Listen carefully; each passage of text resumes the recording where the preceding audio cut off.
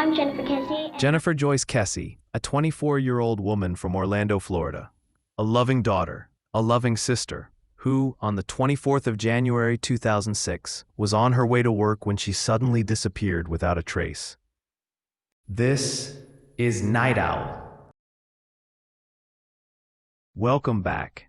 Tonight we'll be talking about Jennifer Kesse, a 24-year-old woman who graduated from the University of Central Florida in Orlando, receiving a degree in finance.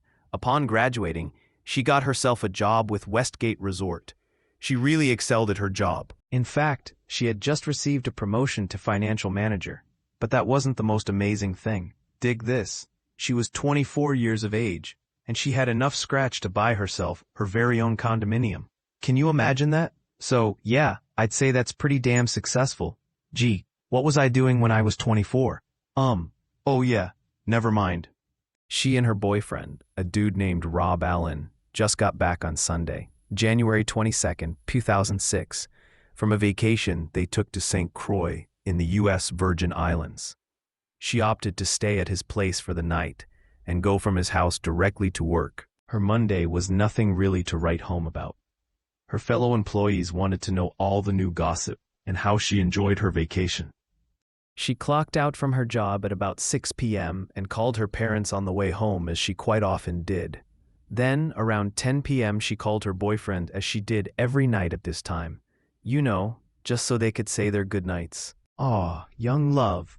The next time that Rob was expecting to talk to Jennifer would have been the next morning. She normally called him around, somewhere between 7 or 8, to say good morning.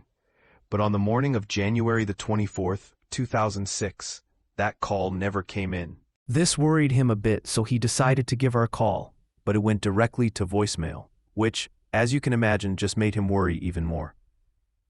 But then he thought, you know what, I bet she just had an unexpected meeting at work. So he gave her a little bit of time. He called a second time about an hour after the first. But this phone call, just like the first, went directly to voicemail. It's at this point that he knew something had to be wrong. But you see, he wasn't the only one that was worried about Jennifer. So was Jennifer's boss. Because Jennifer never showed up to work that day. She had a no-call, no-show. And Jennifer's employer knew Jennifer was not like that. And they also were unable to get a hold of Jennifer. So they called Jennifer's parents. In full panic mode, they loaded into the car and made the long drive from Tampa to Orlando. En route, they called Jennifer's building manager and asked him to use his spare key to do a wellness check on Jennifer. He, of course, did as he was asked and reported Mac to Jennifer's folks. And he said that Jennifer was not in her apartment, but aside from that, everything seemed normal. In fact, the only thing that struck him as odd was that Jennifer's car was missing from the parking lot. Well, Jennifer's family showed up around 3 to 3:15 p.m., and just as the building manager said, everything seemed normal. There was a wet towel, indicating she may have just had her morning shower, but nothing really out of the ordinary. It's at this point that they called the police. And of course, Jennifer was an adult, so they figured that she took off with her own free will. But through a lot of insistence from Jennifer's family, the police became convinced that maybe this is something they may want to look into. The police went over to Jennifer's place to check it out, and what they found when they got there was a whole lot of nothing. Like I already said, there was no sign of a struggle or anything like that, and there also was no sign of a forced entry. So, that led investigators to believe that in all likelihood, she left for work locking the door and was abducted either at some point between her doorstep and her car, or just after she left the parking lot. Of course, the first people that the police wanted to talk to was Jennifer's family and friends, in particular her present and ex-boyfriends, but they were all cleared.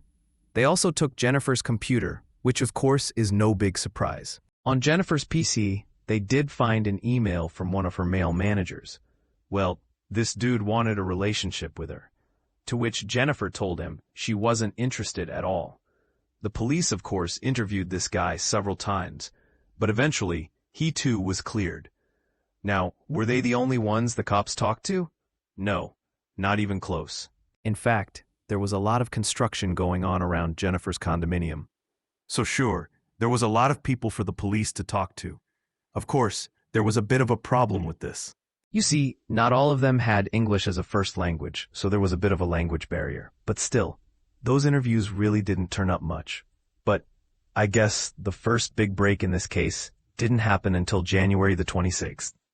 A woman was sitting at home in her own apartment, watching the news, and a story about Jennifer came on. And a picture of Jennifer's car flashed on the screen.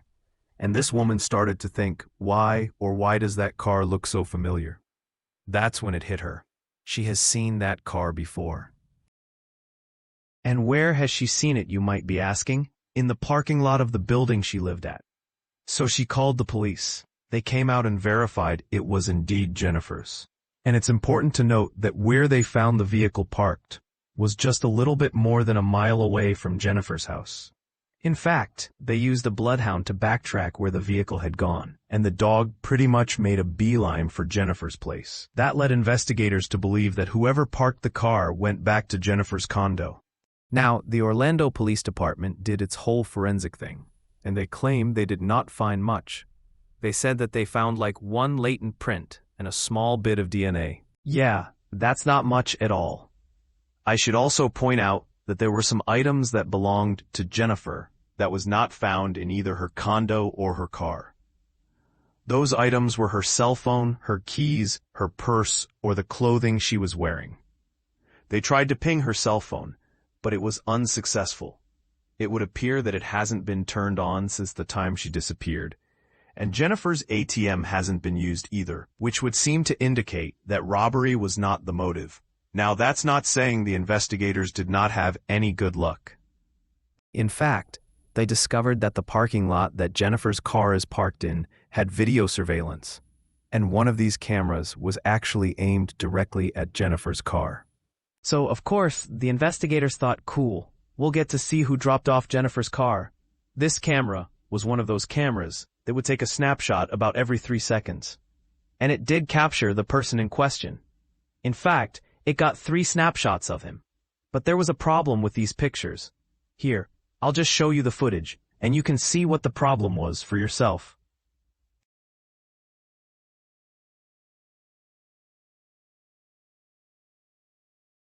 Yes, each and every picture of that guy had his face obscured by one of the posts from the fence.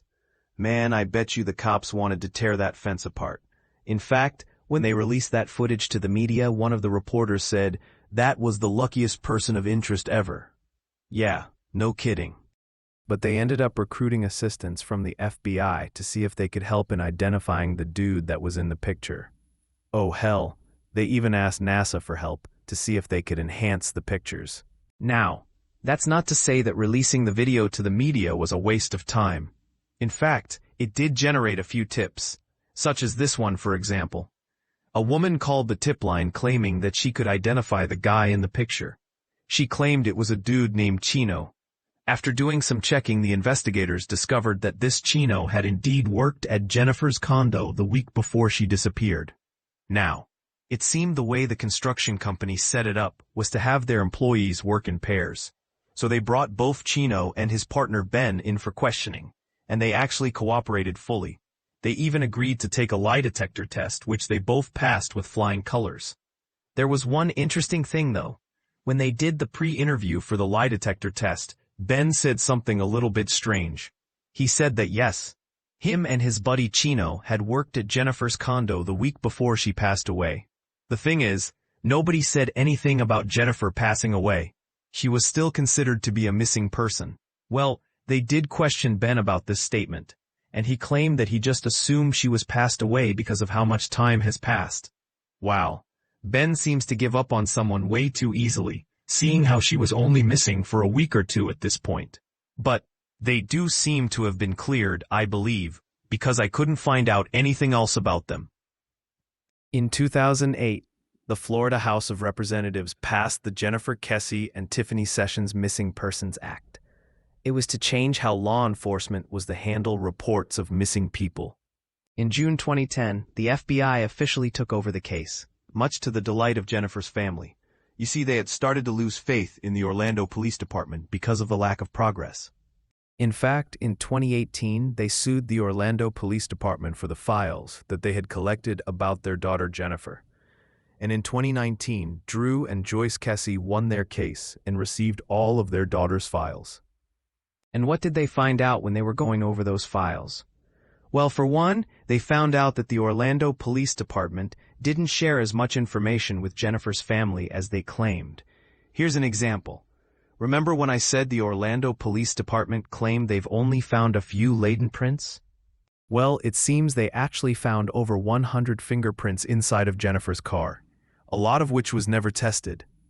They had also found more DNA than the family was informed about. They even had a picture of Jennifer's car's hood that would seem to indicate a scuffle might have happened. In December 2022, the investigation was turned over to the Florida Department of Law Enforcement, and they vowed that they would re-interview the people that was considered suspects and retest most of the evidence. And you know what? I think having the investigation switched over to another department is a great idea. Sometimes it takes new eyes to see new evidence, but in spite of the different cash rewards that was offered and the pleading from Jennifer's family, not only is it unsolved, for many years it had gone cold. That was until May 20th, 2025, which would have been Jennifer's 44th birthday. The Florida Department of Law Enforcement had said that after going through over 16,000 pages of documents and talking to over 45 people, they have come up with a list of several people of interest. They're even hoping to be able to use AI to finally reveal the identity of the mystery man from the surveillance camera. And they said that Jennifer Kesse's case is no longer considered cold. Well, that is some good news. Maybe this may even bring this case to a close and provide the closure that Jennifer's friends and family so desperately needs, so that the healing process can truly begin. After all, sometimes all it takes is one good tip to turn a cold case into a closed case. And of course, if you happen to know anything, then please call the Kesse Family Tip Line at 941-201-4009. Remember, the tip you give might be the one that in one way or another brings Jennifer home. Well, what do you think? Do you think it's possible that she's still alive? Do you think they'll ever find her one way or the other? Or do you think this is one mystery that may never be solved? Let me know what your thoughts are in the comments. And as always, don't forget to hit like, subscribe, and share. It'll really help me with those pesky algorithms. But I do want to thank you for stopping by. And remember, be you good or be you wicked, everyone deserves justice. Good night.